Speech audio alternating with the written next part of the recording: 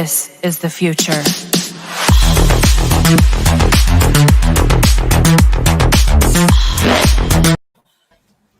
What's up, YouTube and Facebook, and welcome to Not Quite Mint. Firstly, apologies that we're a little bit late tonight.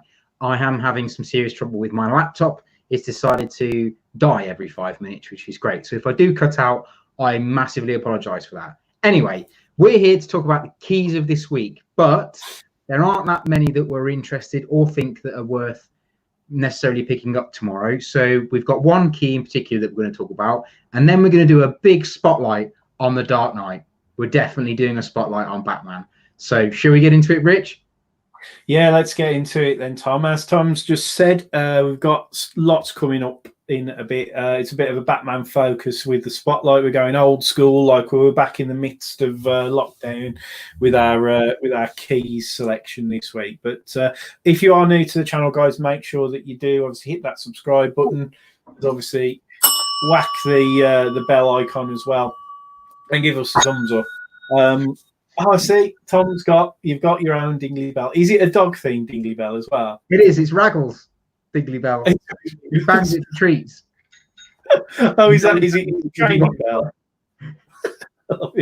So that's cool. But yeah, it's a bit of a thin week, isn't it? So we're still recovering from the whole delivery fiasco with Diamond and Diamond UK and getting our supply of comic books. So I think I've heard that from next Wednesday they should be back to the weekly deliveries, but we'll wait and see. But this week we haven't got any Marvel or DC comics. We've just got independents, haven't we?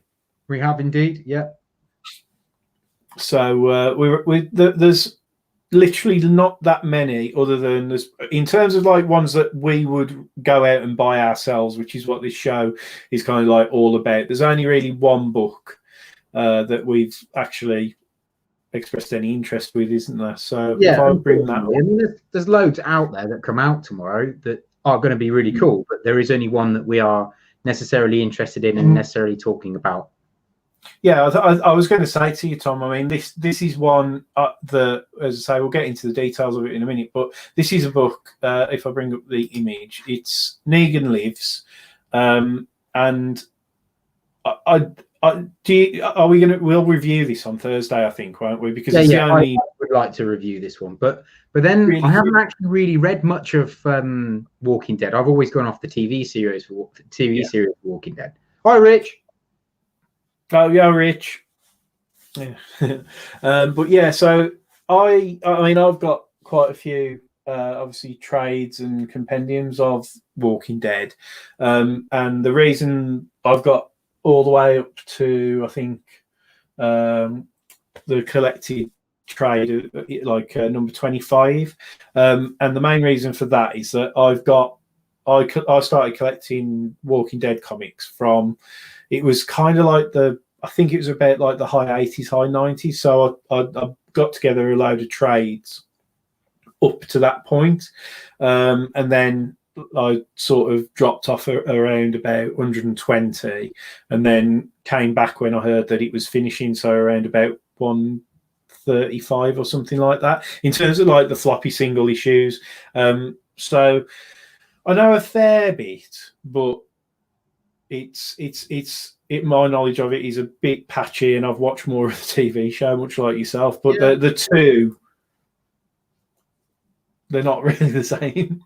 No, I've heard that by a lot of people when I've said about Walking Dead. I've spoken them to about it, and they're like, if you only watch the TV show, you're only getting half of the joy of Walking Dead, and also the TV show's not as good as some of the comic itself, because obviously Robert Kirkman is an amazing writer.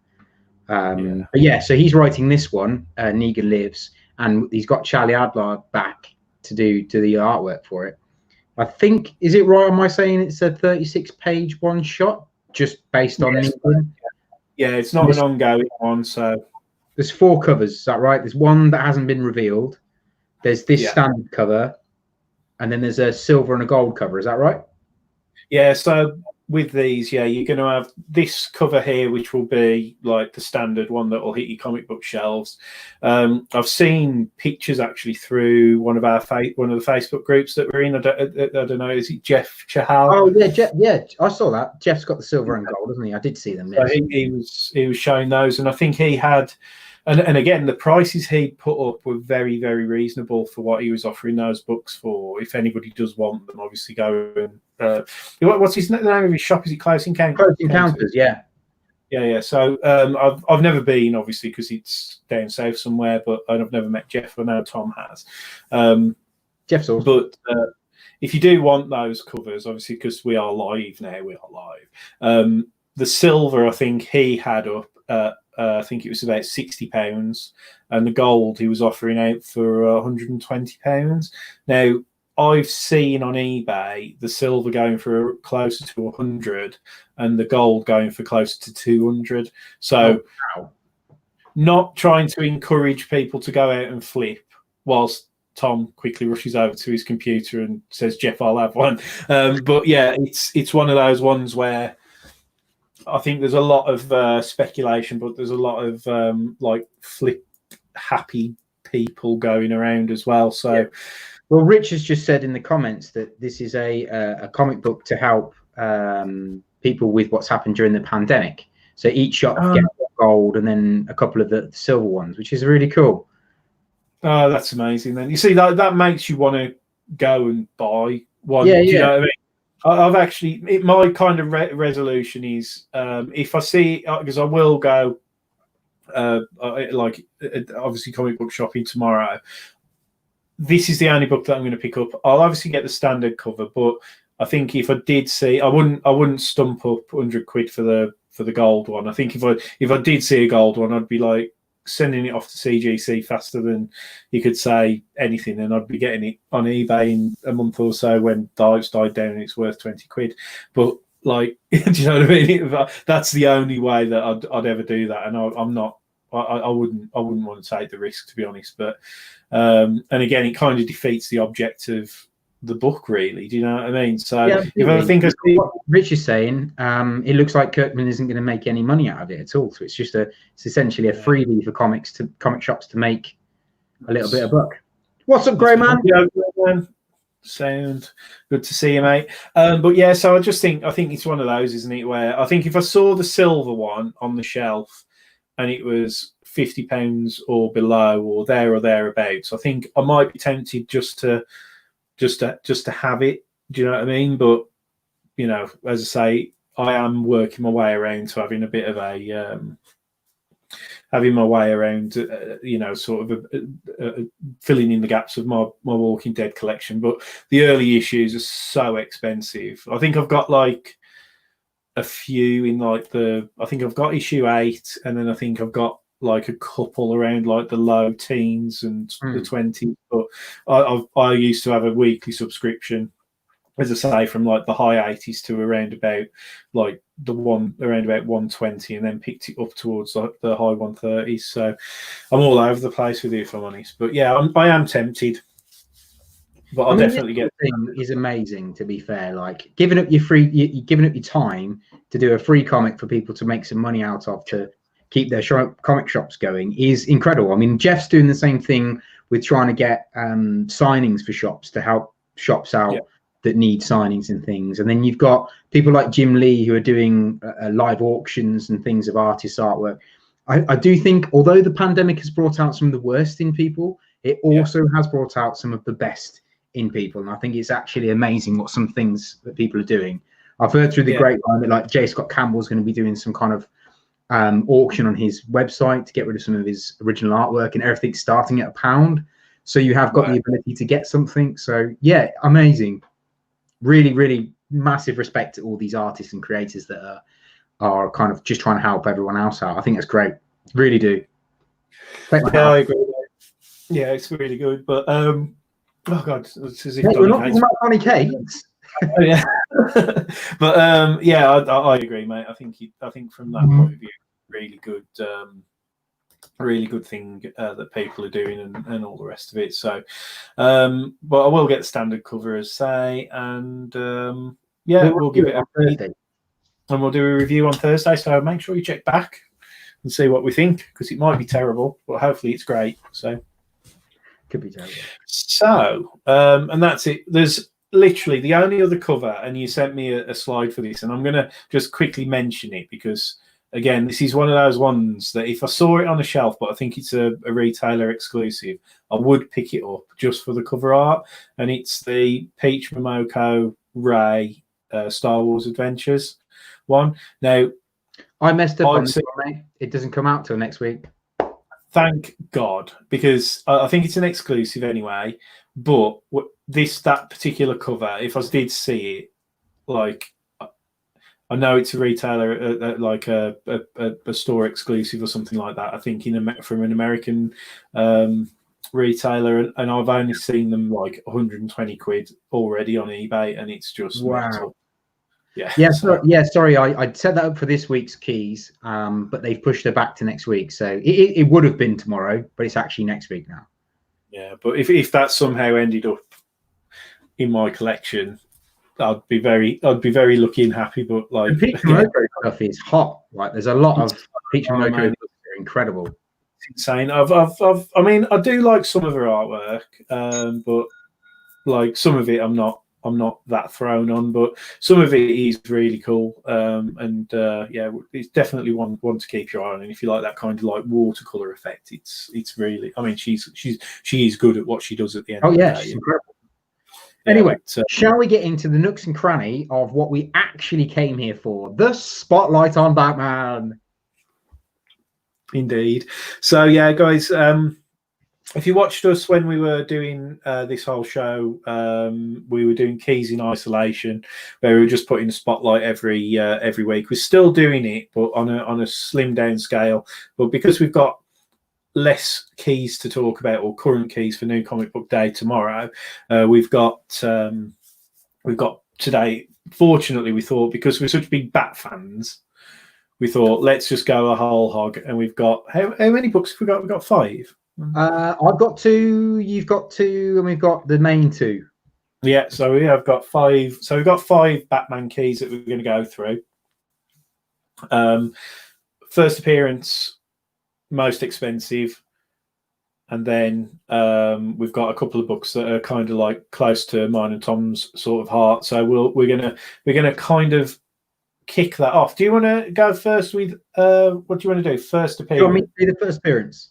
Yeah, go on, do first appearance, mate. Okay, so The Dark Knight, the Batman, he graced our comic book shelves back in 1939, and he was drawn by Bob Kane, who is an absolute legend, and he was written by Bill Finger, I want to say. I'm not sure if I've written that down right. Anyway, I think it sounds dodgy, doesn't it? But I think you're right.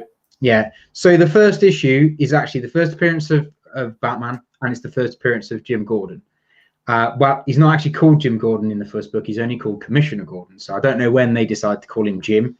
I didn't read that far. It is an amazing book as a read.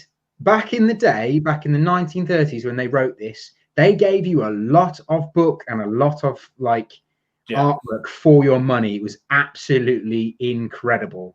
Nowadays, when you buy a comic, you only get like 36 pages, maybe a little bit less. Whereas this one has got, I don't know how many pages it's got off the top of my head, but I felt like I was reading for days. Yeah, it's like I was reading for days. When you were saying that, I've noticed this big blue thing on the front cover. 64 pages of action, so almost 4 pages. Yeah, and it cost next to nothing. Yeah, amazing, absolutely quality. So if you want to pick one of these up, you can get a dollar version, which is obviously a reprint, which is amazing. But if you wanted to get a decent version of this and own it in your collection as an original, I don't know whether or not you'd be able to get one raw, because I couldn't find any raw sales on this one. However, I did find that you can buy a CGC slabbed, which is an 8.0, for £1.7 million. So if you've got that lying around and you really want one in your collection, you can get one. Very expensive. Yeah, it's just bonkers, isn't it? Like, you know, but again, we're talking a book that's what, like 81 years old. Is that right now?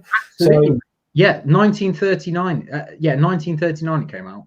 It's insane. I was watching a YouTube channel actually the other day, and it's an American comic shops channel called A1 Comics. I was going to send you a link actually because it was, you were talking about bagging and boarding your comics.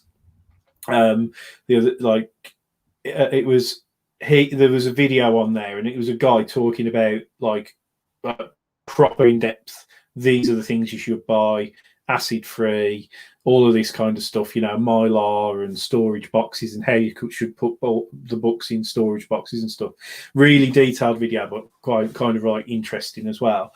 But they've got a vault in their shop, a proper bank vault type of thing. I don't know if it was an old bank before, but proper vault. I'll have to share the link. But literally, he's got his own personal collection in there, and he hasn't got this one. But I think he's got I think it was 38 or something like that, which is it was the third appearance of Batman, effectively. So it's the very next one after Batman `1 comic, effectively. I think so. Okay. And he had it, and he reckoned that once he'd cleaned and pressed it, it'd be a 7.0. And I haven't we'll put that on to you, Rich. That link. Yeah, it was really, really interesting. A1 Comics, the guy's channel was called, but they've only started doing YouTube videos since the pandemic kicked in, so that they could do live sales with their customers. But they've done a few information videos, really interesting. The camera quality is really good on them as well. It's crazy when you said that about the third appearance of him being a bit later on in Detective Comics, because he actually wasn't the main character in Detective Comics at all. Right. He was one of a set of 3 characters that were in Detective Comics, and they're all proper detectives except for Batman. He's like the only caped crusader that's in there, which is incredible.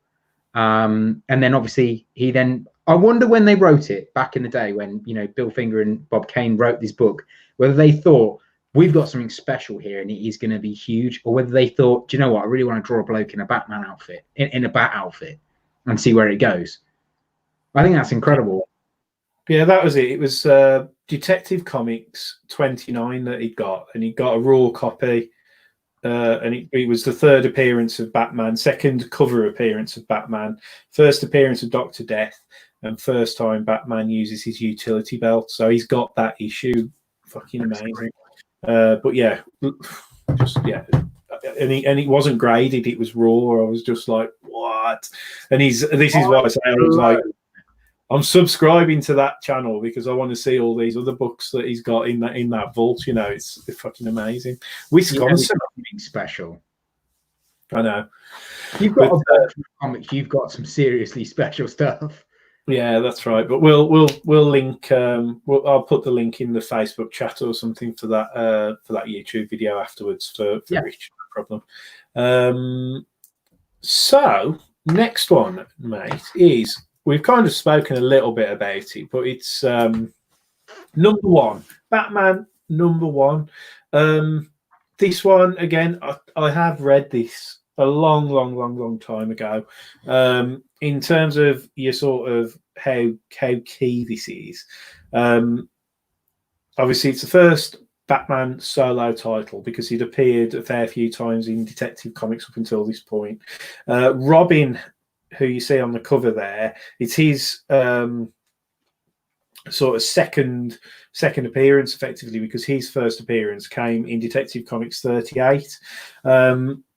But yeah, Batman 1, first appearance of the Joker, which is, oh my god, you need this book. Could you imagine having this book? It's 1940, this book, wasn't it? I couldn't have it in my house. I think this one, it was April 1940. Yeah, the spring issue. Again, 10 cents. First appearance of the Cat, renamed as Catwoman as well. I mean, oh my, literally. I read this yesterday. Yeah. I thought you were saying about the story.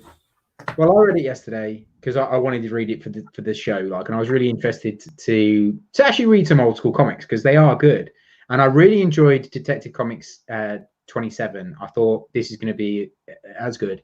It was better, and it again had the same. It felt like the same amount of pages. I read a story about him and the Joker.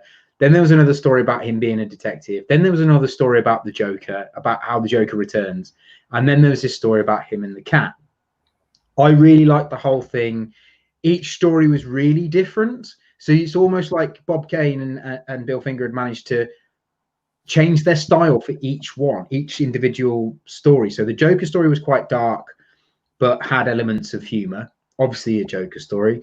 Then the next bit, the detective kind of story, was a bit kind of tongue-in-cheek. It was a bit more slapstick than the serious one of the Joker. Then the following Joker story of him coming back out was really like, again, murder and comedy in the same thing, which you don't normally put together. And then the final one, which is about the cat, actually was more about how Batman became infatuated with her. So it's how it all started. So it's really good. I mean, there's a lot of stuff in there that you then clock on to now reading Batman stuff. There's a lot of hints back to Bob Kane's Batman, and I like that they've kept certain things, especially like the fact that they first ever met was on the boat, the fact that they Batman kind of fell in love with her there and then on the boat. I mean, there's a point at the end of the comic where he's caught Catwoman, they're on the boat, he's taking her back to Gotham to throw her into Arkham, and she conveniently gets up off the chair of the boat, throws herself overboard, and she's free. But at the same time she does that, he conveniently bumps into Robin and stops Robin from stopping her. And Robin's like, "You did that on purpose." He's like, no, I didn't. And then he sits down. He's like, "Wow, she had an amazing smile, didn't she?" And it's like, oh, okay. So this is how it started. Yeah, really good. Enjoyed it massively. I mean, as I say, I think my number one, like, sort of comic book character would be Batman. If I'm going to pick like a one person, very slightly ahead of Spider-Man, and then probably, like, you know, sort of probably you're into like Superman and some of the other ones. But like, I don't know, Batman for me, if you said to me, it's a quite, well, again, it's a cost thing as well, isn't it? But Amazing Fantasy 15, or probably that Detective Comics. I know that Detective Comics is worth more, but I think my heart would always be, you know, again, Spider-Man or Spider-Man #1 or Batman #1. Do you know what I mean?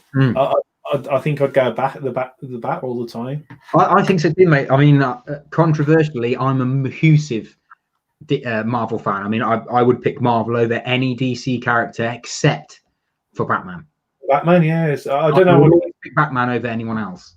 And as I say, obviously we're loving the current run as well. So I just think, in all fairness, I think Batman and Spider-Man are very similar, kind of, not story-wise, because obviously they've got completely different backstories, completely different stories as well. But as a richness for characters, I think both Batman and Spider-Man have got a very similar kind of stream. So most of my favorite villains are from either Spider-Man or Batman. Yeah. And I totally believe they've got some of the richest stories out there. I mean, I love X-Men, but Spider-Man always wins over X-Men for his stories. I love Batman, Green Lantern, but Batman always wins over Green Lantern stories, just because there's so much richness in Spider-Man and Batman. I really do think they've got a sort of relatable kind of moral compass as well. Hasn't got one in issue Detective Comics 27. There's a bit where he's off the bridge and he's dead, and he's like, "Oh, well, he fell." He's criminal. He fell. He does have that passive streak in him sometimes, Batman, doesn't he? Where, like, you think, "Oh, he really messed him up." Do you know what I mean? But he has that kind of like bit where he's just a bit like, "Well, I haven't killed him, so what's your problem?" Do you know what I mean? He's probably never going to talk or walk again, but, you know, it's all right. He's not dead.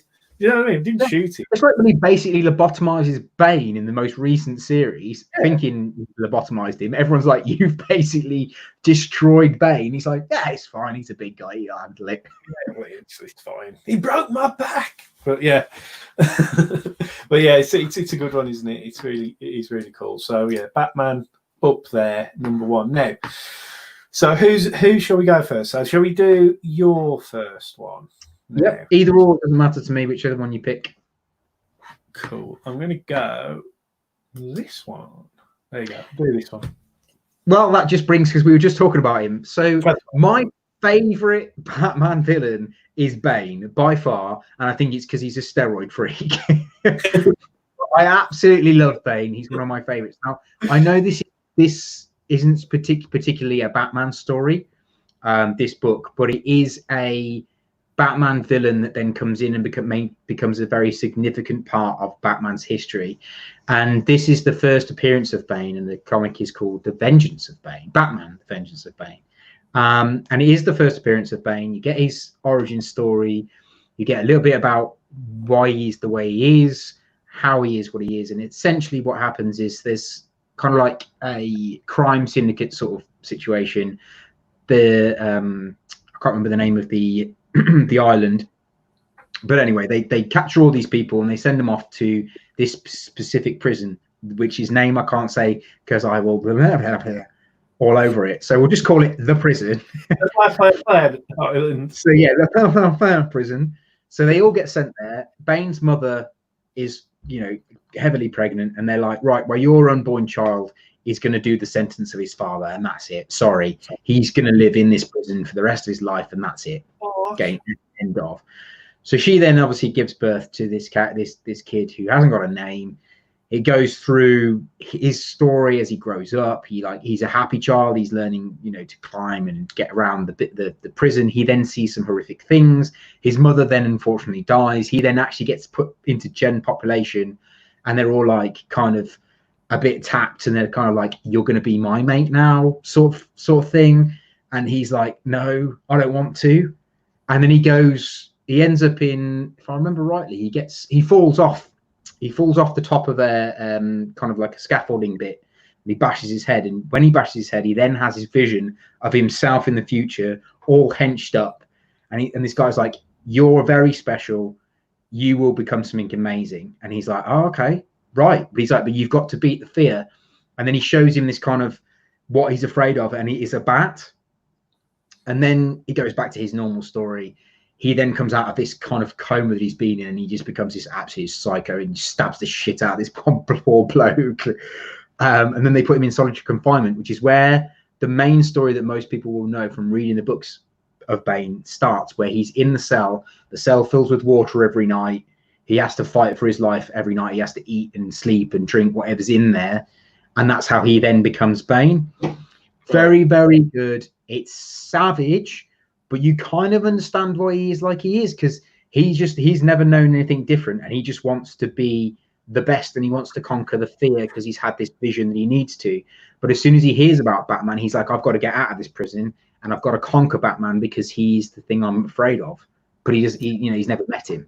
So it's really, really cool. Trees. I can't say it.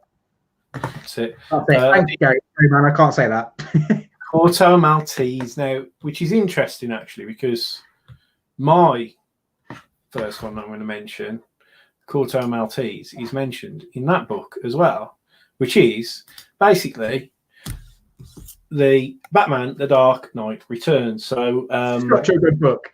Such a good book.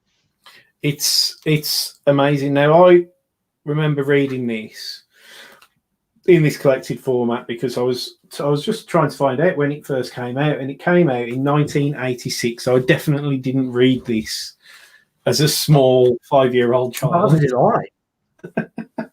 So yeah, I definitely read it in this collected edition. I have a feeling I read this around about the time that I was into Frank Miller and the Sin City stuff, and when the film came out. So sort of like my kind of like I don't know, I want to say like late teens, like sort of just around about the time I was at uni.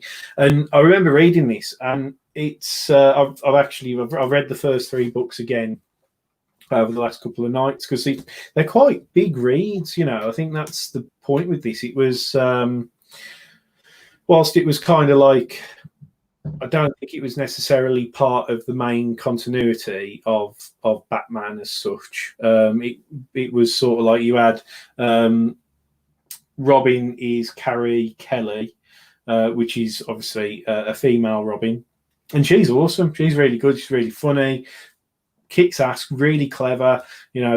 Typical Robin as well. Like good with tech and stuff like that. So like really interesting character there. And obviously with these, you have like the main. Well, I'll say the main antagonist, not necessarily all the way through. Is this kind of? It starts off this. It's really weird, actually. It's kind of. It reminded me of, if you've ever seen the original RoboCop film, where you've got you've got society carrying on, but then you have like almost like this subversive subculture of like just depravity and violence and crime and all the rest of it. And in this, you've got like the group called the Mutants, and then there's the mutant leader, and they are like really bad people. Do you know what I mean? But obviously the whole way this book is written, and again, it's very similar to sort of other Frank Miller stuff, where it's like he has those like sort of like he challenges like social sort of politics, if you like. So there's there's politics rattling in the background. Superman is kind of like brought in at one point, and it's like it's a mental, all-encompassing kind of graphic novel. And I don't want to ruin everything for everybody, but it's very dark, the stuff that they talk about in there. But and it's got that kind of let's have a look. Let's see if we can find anything. I mean, like the artwork's pretty. It's just iconic. It's Frank Miller's Batman, and it's just it's insane. And again, very similar to a lot of the other Frank Miller kind of stories, like Sin Cities and stuff. So it's got a really unique feel to it. Very dark, very very violent. But it also like goes on and it gets into like Bruce Wayne's brain and memories of his, he has flashbacks to obviously when his parents were killed and all of that kind of stuff. And it's just the way that it's done. I think I don't know anybody else who's done it in the same way. Do you know what I mean? Because you really do get that like eerie, creepy, horrible. You get that it comes across in the artwork and stuff how horrible it must have been to be in that situation, and just like what it must have been like to be in Gotham at this time, because there's a lot of there's a lot of nasty things sort of suggested in here, and there's a lot of politics going on. There's like and they talk about Corto Maltese. There's a thing with that, and that's where Superman comes in, because Corto Maltese is being like it's because it's mid-80s. You've got like the Soviet threat from Russia. So like there's the USA versus Russia. USA have got Superman. He's going to go and stop, places from getting nuked and all the rest of it. But I think Corto Maltese in this, I think it does get like nuked or bombed quite severely or something like that. And there's a lot of people killed. So it's quite interesting in that respect. You know what I mean? That there's a lot of those types of sort of themes that come across in it. So I've got the 4th book to read, and I'm really looking forward to it. I'll read it tonight. And it is fantastic. I've only read a little bit of this, but I know it's one of the best Batman kind of runs that's out there. Yeah. I mean, there's literally 4 issues. They were kind of like I can only liken them to how DC are doing the Black Label stuff now. It's kind of like I would say like I know they had like the Vertigo comics and stuff like that, but it's that kind of more grown up adult sort of villain thing. But I have got The Dark Knight Strikes Again to read there as well, because that's obviously Frank Miller again, and that's obviously the sequel to this. So I'm quite looking forward to that. I mean, you can pick up, according to the apps and stuff, you can pick up Dark Knight Returns, the original like number ones for, I think by the looks of it, around about like £100 in like really good condition. I know I almost bought, I think, a second print for around about £10 a month or so ago, and I passed on it because I thought, what's the point when I've got the trade? You know what I mean? Right. So, yeah. So yeah, but 100% recommend go out and get it. Really, really good things, but like I say, slightly separated from the normal Batman universe. But yeah, definitely worth a go. So Very cool. We will do yours now, mate. Oh God. Where is it? Oh, I thought I got it. Maybe I haven't. 1 second. I think that one's mine. 1, 2, 3. Sorry, I don't think I've uploaded it. 1 second. No worries, mate. Talk amongst yourselves. Talk amongst yourselves, indeed. Right, guys. Anyway, whilst we're waiting for Rich to sort out the artwork for this one, if you have a favourite Batman story arc, or even just one key issue, drop them down in the comments below. We'd be very interested in reading them ourselves, and they might just coexist with stuff that we absolutely love too. I am going to be reading a couple of Batman comics to talk about on our review show on Thursday. One of those is going to be The White Knight, because I actually think it's one of the best written comics ever, for a while anyway. And I'm also going to catch up to Rich on Detective Comics, because he's halfway through the graphic novel from Rebirth, so I'm trying to catch him up, as it were. I'm a little bit behind, but I'm going to catch him up.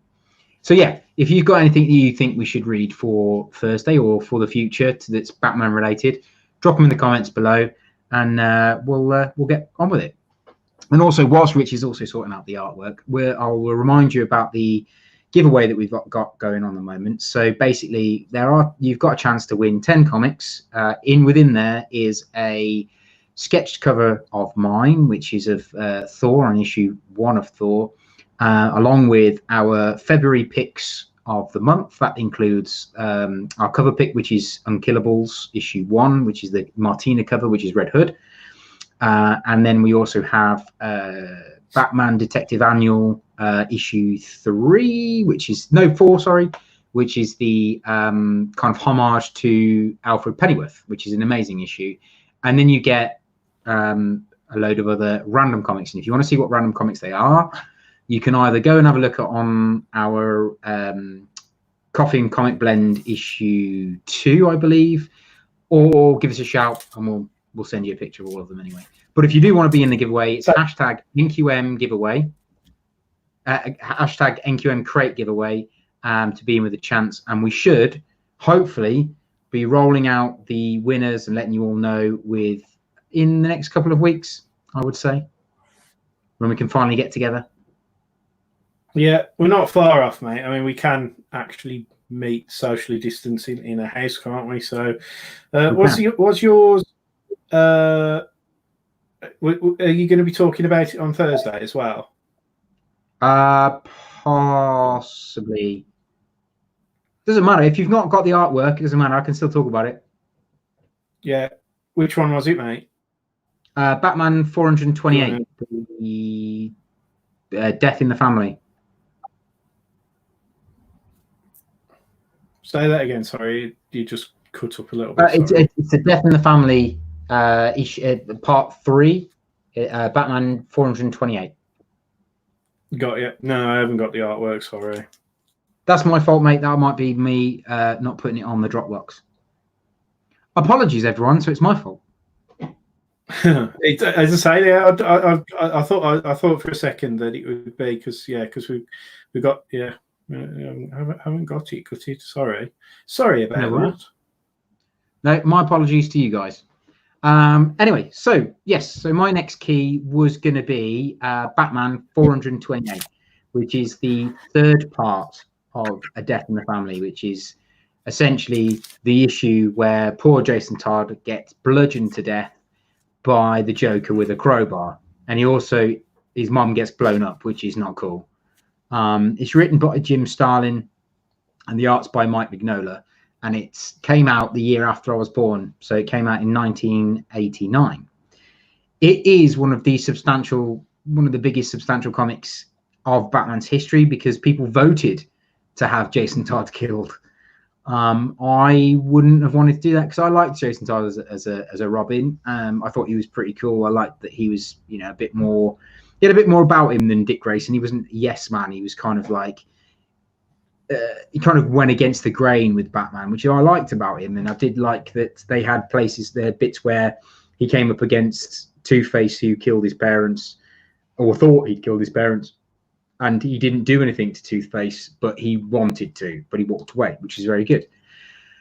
I really enjoyed A Death in the Family. My only criticism I would say, is that Batman gets over the death of Jason Todd very quickly and ends up with Tim Drake at the end of the 4-part series, which is a bit like, oh, he's dead in part 3, it's part 4, cheers, see you later. See you. But what I did like in this comic is the fact that essentially when Jason Todd does come back as a Red Hood, he is totally correct. Batman should have definitely done something about the Joker right from the get-go. He shouldn't have let the Joker get away with half the stuff he gets away with. And he definitely should have essentially put him down, because there's a lot of stuff that happens to Batman because of the Joker. But I do like that the Joker and the Batman bounce off each other really well, and they won't do anything to each other because they essentially make each other, if you like. But yeah, very good book. I did enjoy rereading this one. Bless you. Yeah, I've read the Death in the Family ones because it's one of those weird comics that my dad actually had part 1 and 2 and 3. So it's they're three Batman comics that I've actually read. I've still got part 1. I've got the other ones. I don't know where they've gone. They're probably still at my mum and dad's house. But I've weirdly got part 1 in my collection. It's a good little 4-parter because at the start of it, you kind of get why Jason Todd has become Robin, sort of thing. You get a little bit of a backstory about him. He finds out that his mom is still alive, so he wants to go and see his mom. He then finds out his mom's working for the Joker, so he tries to set a trap for the Joker.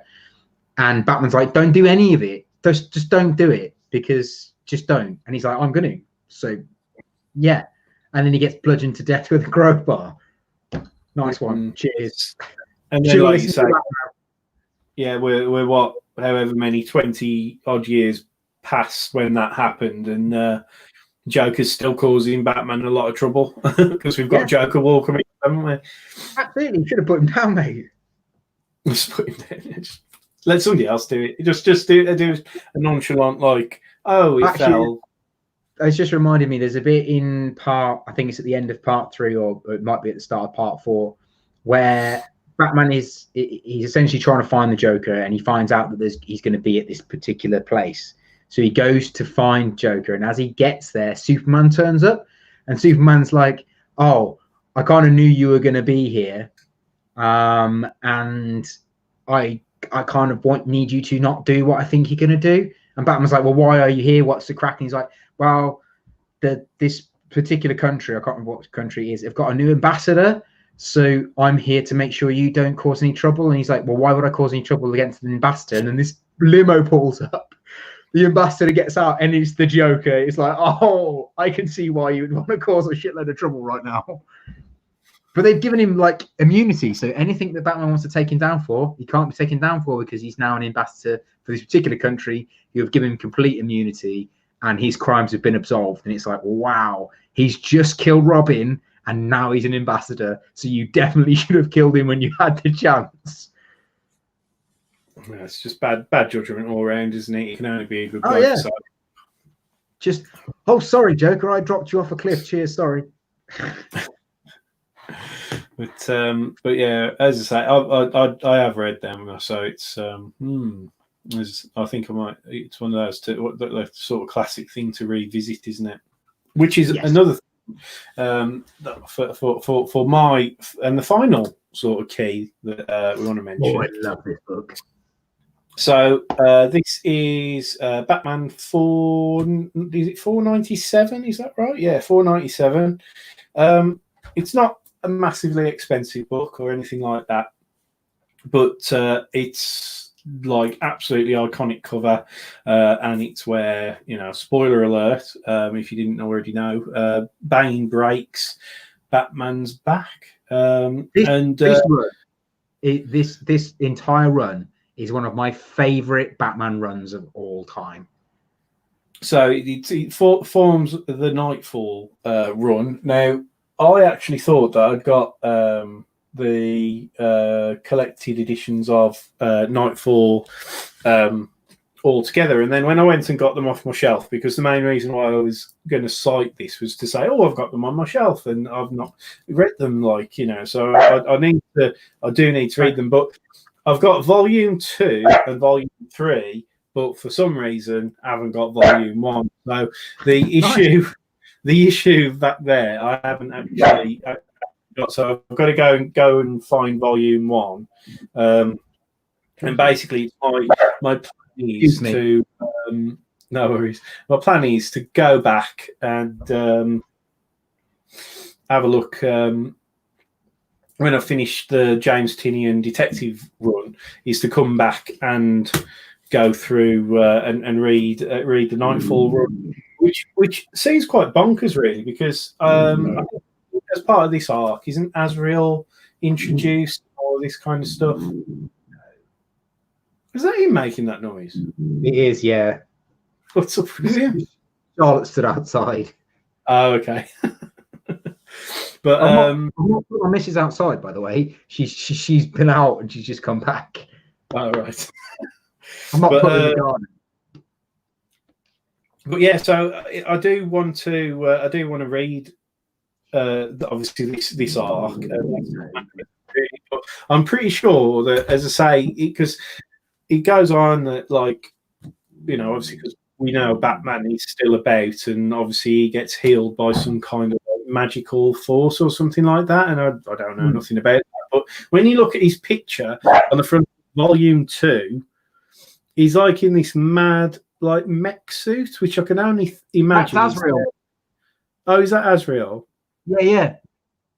Got you. So Bane breaks Batman, and then Azrael comes and takes over as Batman and breaks Bane, and then Batman has to come back and essentially stop Azrael and then break Bane as well. Oh my god! So that makes Nightfall is amazing because it's the first introduction of Bane, really, and it's also the introduction of as Azrael as a character. Got so you. good. Yeah, I knew the Azrael kind of like introduction happened as part of this, so that's one of the other reasons why it kind of like, because I want to do this, I want to find out all about this, I want to read these, and then I want to read like all the Red Hood introduction stuff as well.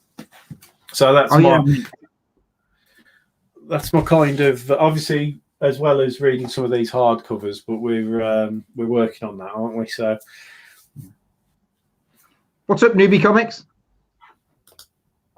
No, cool. Newbie Comics, a new viewer, I think. So nice one. Nice, welcome.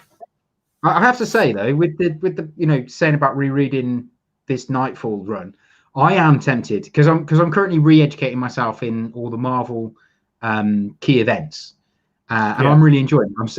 I'm still on House of M because I've kind of got sidetracked with Batman stuff, but I am also tempted now to re-educate myself in Batman's history and start, you know, quite far back, but then reread this, reread Death in the Family, reread Long Halloween, Hush, all of them, because he's got such a rich history, and there's so much good stuff in there. It really is. I mean, Nightfall's incredible.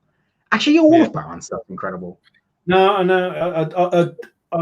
There probably is somebody out there who can tell me, like, a period of time where Batman's just not worth reading or something like that, and I'd really be interested, because it, you know, to understand why. Because I know Tom King divided a lot of, in recent times, divided a lot of people on his writing of Batman and said that it was a bit slow, a bit progressive, and all the rest of it. But I know you've actually really enjoyed it. I haven't read it. I really enjoyed Tom King's run. I mean, I know Sid from Comic Connections, he hated the Schneider run, the Capullo and Schneider run. He really didn't like it at all. Whereas I actually really enjoyed that. I can't think myself of the time I haven't enjoyed Batman. I think the Tinian run is one of the strongest, and I do think Tom King's run was great as well.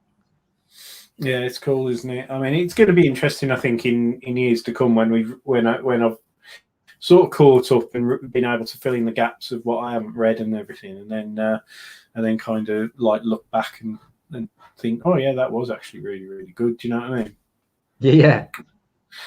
But yeah, I mean, that effectively is our Batman spotlight all over, isn't it? But we are back on Thursday, and we are going to be talking a little bit more about some of the other stuff that we're reading, which does include Batman. So we're kind of doing another Batman special, aren't we?